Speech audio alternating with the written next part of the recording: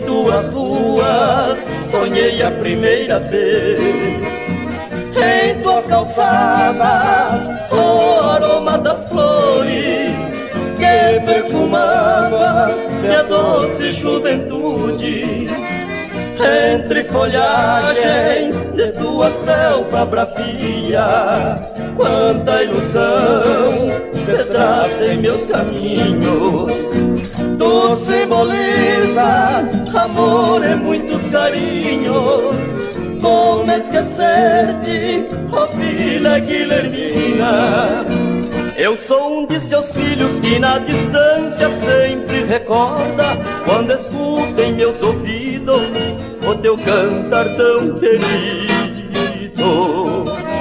Despertava as manhãs com o cantar dos passarinhos, o barquinho dos amores, testemunha do nosso adeus.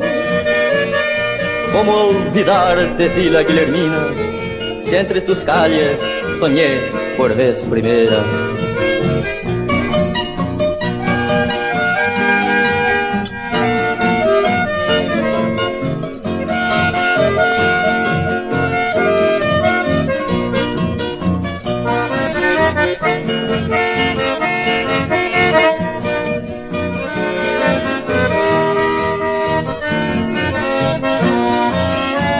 Bailando junto com a chinamada, em cada passo havia uma esperança.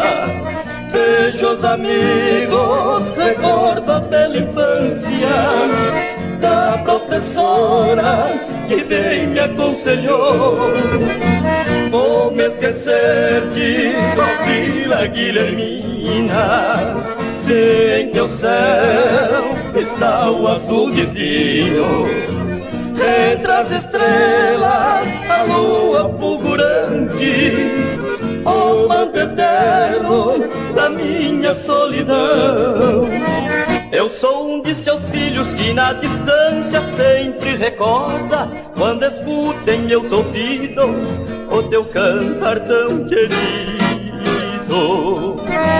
Despertava as manhãs com o cantar dos passarinhos, o corquinho dos amores, testemunha do nosso adeus.